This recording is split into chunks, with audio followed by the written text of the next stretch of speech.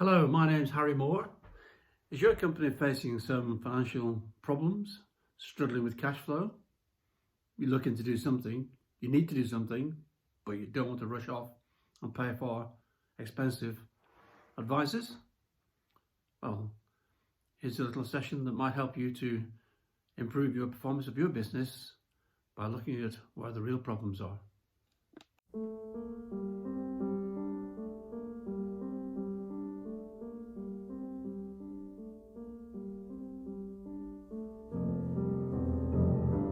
So what I'd like to talk about today is how to diagnose the real issues in a business. We've talked previously about the first step is determining whether the company can be turned around. Assuming that it can, then we've got to identify where the real problems are and not come up with what I call the quick fix. So I'd like to discuss that and how you can get to the root cause of your problems, then start to tackle them. So in a turnaround, of course, we have a number of steps, and I've defined them as 5. But if you go to the doctors, he doesn't immediately come up with a solution to your particular issue. He will ask you a number of questions and examine you, and it's the same with a business that's got a few problems.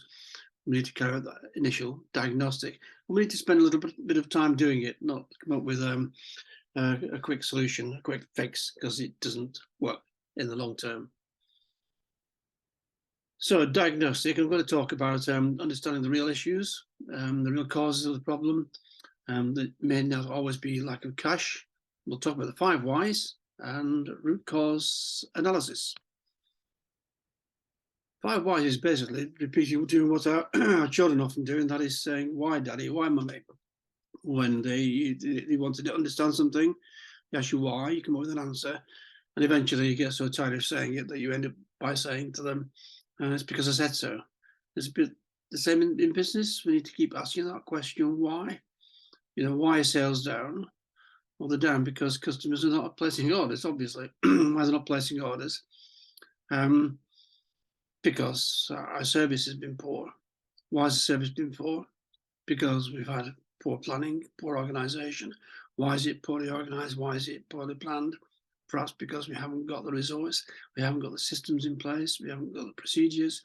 Why haven't we got the procedures in place? It may be an issue of cost, maybe that simply the management does not get around to it. And so we keep drilling down to find out the real issues. Stock is too high, we'll build another warehouse. That's another quick fix solution. Why stock's too high? And maybe because our stock is obsolete, maybe because we're overstocking when we don't need to do, due to bad planning, which may be caused due to lack of communication between sales, marketing, and manufacturing or warehousing. So keep asking those questions, why, until we get to the real problem that's causing the issues in the business. And it works, believe me.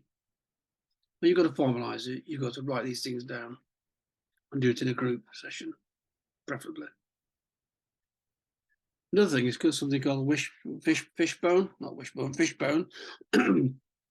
which is really doing something similar. So we've got a loss of sales and writing down the areas where you feel that where the problem may be caused. So in this example, poor delivery performance, poor marketing, no cash, running out of cash, product quality issues, market is saturated. And again, we're asking the same question, do the same thing, same process. Asking the question why. So we're not price competitive. We know that. The feedback from the marketplace is that your prices are too high. So why are we not price competitive? Number of reasons. It could be our cost structure is dated. We're not really up to date with our pricing. We haven't upgraded them. We haven't reviewed them. We've probably got some items that are overpriced, some that are underpriced. Wastages might be high. High overheads, material costs high, product is over-engineered, setup times in manufacturing might be too high. And again, in each one of these, we'll drill down into it and say, well, why have we got a high degree of waste? When I ran a company called Romag Limited, that was one of our problems. Waste and scrap and rejects were very high at 14%. and that was causing problems in the marketplace because we're also sending out some stuff that wasn't right, and we're ending up having them returned. So that was an issue. So again, we drill down on each of those until we find the right solution. So those are my first few key points on carrying out the diagnostic. Drill down, find the real solutions in each of these areas, document it, agree on it, and then we can start to say how we're going to tackle these issues, resolve them, and start the process of turning the business around successfully.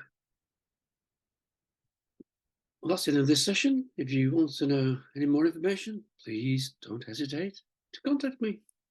Speak again soon. Bye.